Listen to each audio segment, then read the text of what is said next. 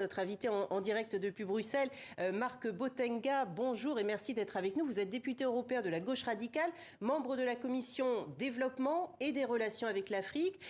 Que faut-il retenir de ce 6e sommet UE-UA? Les deux parties se quittent-elles effectivement sur ces nouvelles bases dont on vient de parler? Les deux parties semblaient le souhaiter et si oui, êtes-vous d'accord et lesquelles ces bases? Non, je pense que d'un point de vue sanitaire, il y a quand même une grande déception. Donc l'Union africaine, avec notamment l'Afrique du Sud en tête, demande depuis un an maintenant la levée des brevets pour que effectivement l'Afrique puisse avoir accès aux technologies des vaccins, puisse développer plus rapidement son propre vaccin. Et ça, l'Union européenne le refuse. C'est d'ailleurs la puissance qui, au niveau mondial, bloque cette proposition. Et on voit très clairement qu'il n'y a pas eu de solution à cet égard pendant ce sommet. C'est une déception et c'est une des raisons, je pense, pour laquelle l'Union africaine a préféré ne pas parler d'alliance. Donc vous savez que l'Union européenne aurait voulu confirmer une véritable alliance et que l'Union africaine a dit nous préférons être plus prudents à cet égard-là.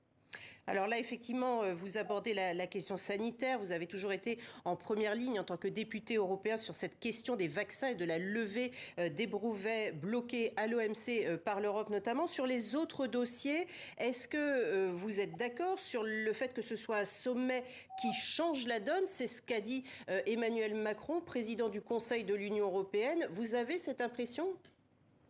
Moi, je pense que ce sommet aurait dû avoir lieu il y a déjà un an ou deux. Donc, il a été reporté à cause justement des désaccords. Je pense que ce qui va être essentiel ici, c'est est-ce que l'Union européenne va respecter la dynamique africaine? Donc, on voit qu'il y a maintenant en Afrique un début d'une zone de libre-échange. Est-ce que l'Union européenne est prête à respecter cela ou est-ce qu'elle va continuer à jouer un pays africain contre un autre? Ça vaut aussi d'un point de vue sécuritaire. Donc, nous avons vu que Emmanuel Macron a convoquer un sommet avec certains pays africains en excluant d'autres parce qu'il est considéré peut-être moins allié. Donc la question est vraiment, est-ce que l'Union européenne est prête à rompre avec sa volonté, disons, de domination et d'imposition vis-à-vis du continent africain et de certains pays africains ou pas? Ça va être déterminant dans les mois, mais surtout les années à venir. Donc vous n'avez pas du tout l'impression que ce soit pour l'instant une relation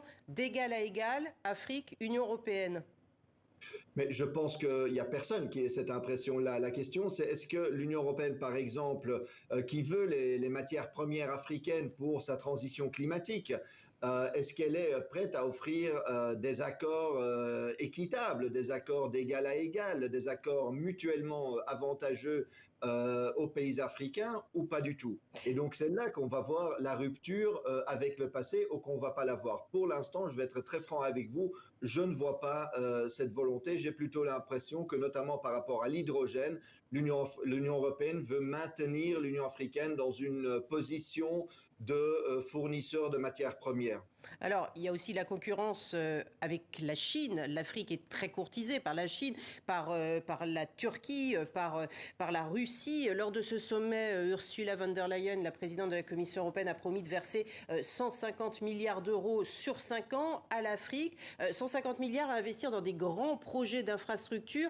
Elle tente de reprendre une place sur le continent africain par rapport à ses autres adversaires, on va dire.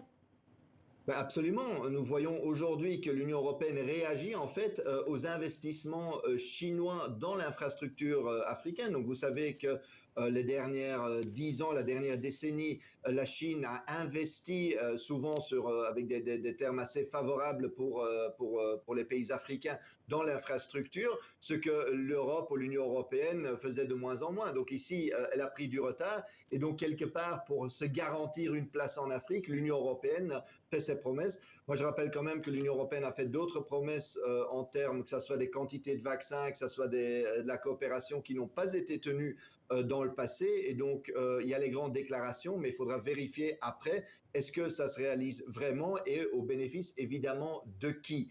Et là, je ne vais pas vous cacher ça, je suis plus sceptique. J'attends de voir les actes plutôt que les grandes déclarations de rhétorique après le sommet. On vous a bien entendu. Merci beaucoup, Marc Botenga, eurodéputé PTB. Merci beaucoup d'avoir été avec nous. Revenons